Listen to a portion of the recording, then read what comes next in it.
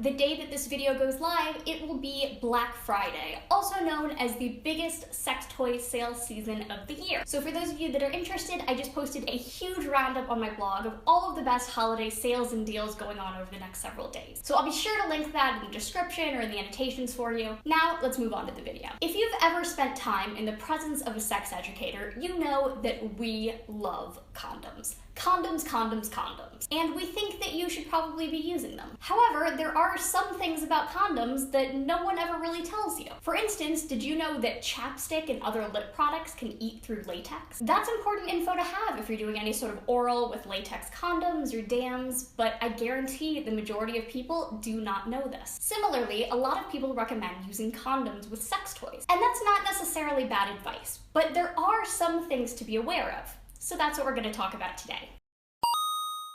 One of the main reasons I see people suggest using condoms with sex toys is if the toy in question is really porous. Some toy materials like TPR, TPE, jelly, rubber, PVC, cyberskin, etc. can easily harbor bacteria, viruses, and mold in their pores and can't really be sanitized beyond the very surface. Something else to know about porous toys? They're softened with oils. And because those materials aren't very stable, over time they begin to break down and release these oils. This is why they often feel sticky or leave a greasy residue. And of course, oils degrade latex. My friend Lilly did an experiment on her blog a while back where she covered jelly, TPR, and silicone dildos with latex condoms. The condoms warped and broke on the porous toys, but had no problems on the effectively non-porous silicone toy because silicone is compatible with latex. So if you're going to use a condom on a porous sex toy, it should ideally be made of polyurethane or nitrile because those materials are compatible with oils. However, one of the main reasons people cite for buying porous toys is that they're cheap, while polyurethane and nitrile condoms can be pretty expensive. Furthermore, a lot of toys, particularly dildos, have flared bases and or balls that stick out. These are difficult to cover with a condom, but they still often come in contact with your nether regions and can retain bacteria that can then spread to the rest of the toy. So the safest thing to do is to avoid porous toys entirely and stick with non-porous materials like silicone and glass. Nowadays, safe toys can be had for pretty cheap. I'll link my top sex toys under $30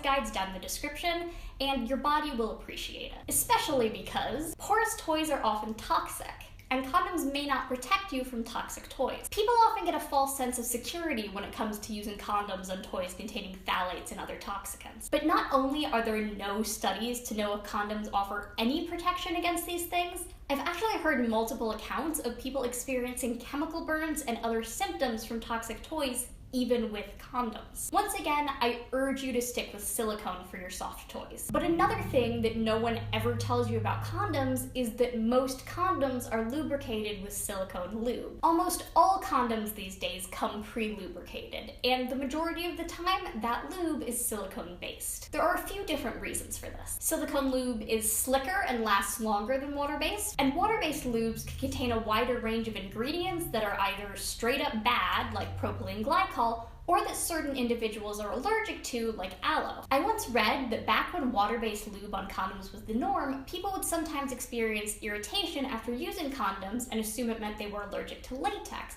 when actually it was a reaction to the lube. I don't know if that's true, but it would make sense. Now, one of the problems with silicone lube is that it can sometimes degrade silicone sex toys depending on a variety of factors, including the types and qualities of silicone. And for some reason, condom manufacturers pretty much never list the lube ingredients on the package, which is really annoying. If you want to use silicone toys with condoms and don't want to run the risk of losing them to some mystery lube, I recommend pairing non-lubricated condoms with the water-based lube of your choice. So those are the things you need to know if you're going to be pairing condoms with your sex toys. If you've got any other questions, leave them down below. Thanks for watching, and I'll see you next time.